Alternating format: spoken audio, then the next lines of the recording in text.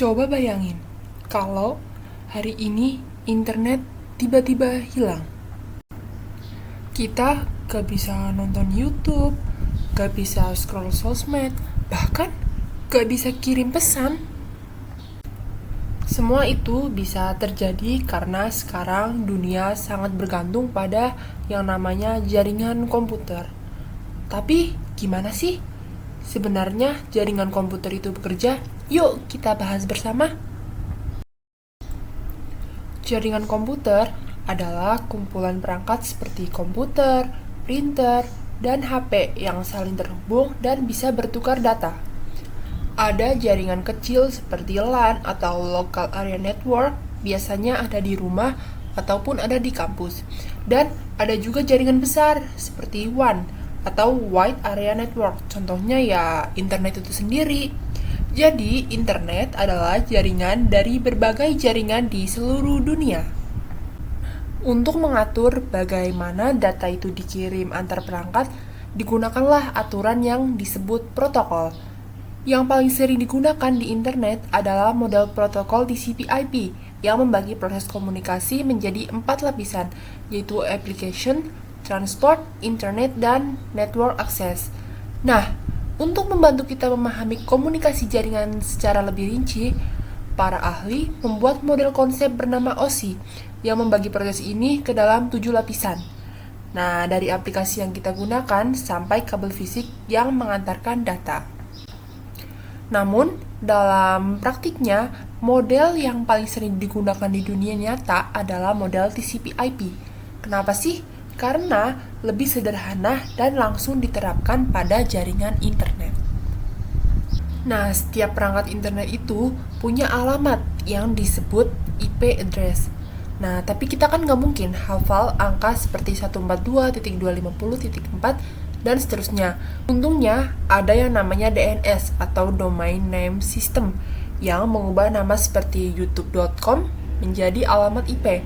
Nah, DNS itu seperti buku kontak. Kita cari namanya, sistem yang mencari tahu nomornya. Nah, ketika kamu buka situs web, kamu pasti melihat ada tulisan HTTP atau HTTPS di awal alamatnya. Nah, itu adalah protokol komunikasi antar browser dan server. Nah, HTTPS ini lebih aman karena datanya dienkripsi. Dan kalau bicara tampilan web, semua itu dibangun dengan HTML, yaitu bahasa dasar untuk membuat halaman situs atau web. Nah, setiap jaringan juga perlu dilindungi. Firewall berfungsi sebagai satpam digital yang memeriksa data yang keluar masuk. Nah, kalau ada yang mencurigakan, langsung ditolak. Sementara itu, VPN atau Virtual Private Network membuat jaringan khusus dan terenkripsi untuk akses yang aman.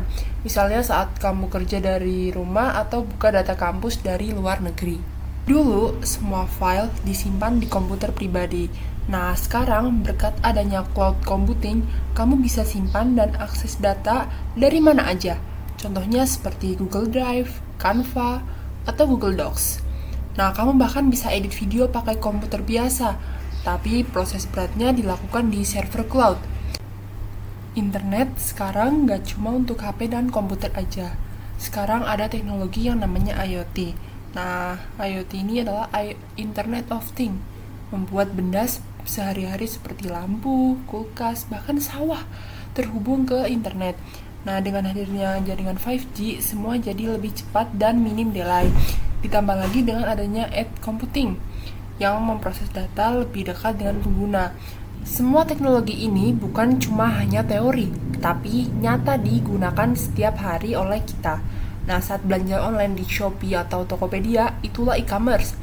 Lalu saat ikut kelas daring lewat Zoom atau Google Meet, itu adalah contoh e-learning. Semua layanan ini bekerja berkat jaringan komputer yang saling terhubung, canggih, dan terus berkembang. Jadi, setiap kali kamu buka web, kirim chat, atau belanja online, kamu sebenarnya sedang memanfaatkan jaringan komputer yang bekerja super cepat dalam hitungan detik. Mulai dari DNS, IP, protokol TCP/IP, firewall, sampai cloud, dan jaringan 5G. Semuanya bekerja seperti orkestra digital yang terkoordinasi. Teknologi terus-menerus berkembang, Siapa tahu kita sebagai Gen Z yang akan menciptakan inovasi jaringan untuk masa depan. Terima kasih sudah menonton, sampai jumpa di video selanjutnya. Tetap semangat dalam belajar teknologi.